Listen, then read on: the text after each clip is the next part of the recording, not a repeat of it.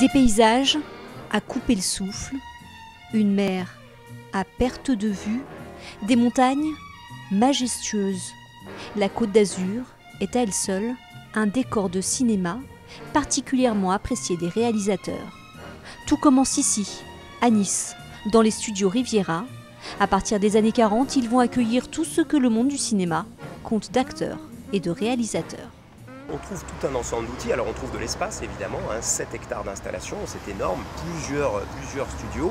On trouve un bassin d'immersion aussi, ça c'est assez rare dans les années 60, donc c'est une espèce d'immense piscine dans laquelle on peut faire plonger des voitures, mettre un sous-marin ou bien, ça a été le cas pendant quelques années, mettre une grande baleine en carton-pâte qui est restée à côté du bassin et qui était devenue un peu emblématique des studios.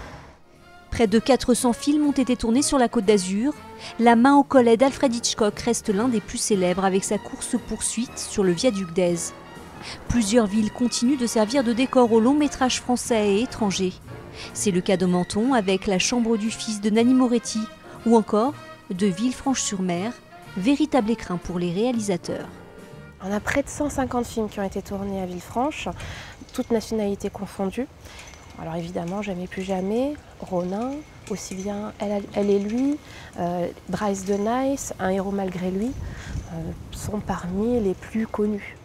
Mais la ville la plus emblématique du cinéma sur la Côte d'Azur, c'est Cannes. Dans ces palaces ont été tournés de nombreux films.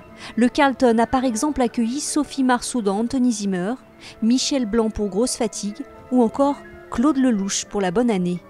Cannes, c'est 5 étoiles, mais surtout son festival. La création du Festival de Cannes va littéralement booster l'industrie cinématographique sur la Côte d'Azur. Il naît en 1946, c'est alors que Cannes devient la capitale internationale du film. Alors la particularité, notamment à l'époque, c'est le fait d'avoir l'infrastructure déjà posée sur le territoire, l'hôtellerie notamment, l'espace qui deviendra ensuite le centre de congrès, donc le fameux palais des festivals, qui n'est pas celui que nous avons aujourd'hui, qui fait qu'on avait finalement toute la dimension nécessaire à l'accueil d'un tel événement. Le 7e art attire les touristes sur la Côte d'Azur. Chaque année, 4 millions de visiteurs étrangers amoureux du cinéma choisissent spécialement la Riviera comme destination de vacances.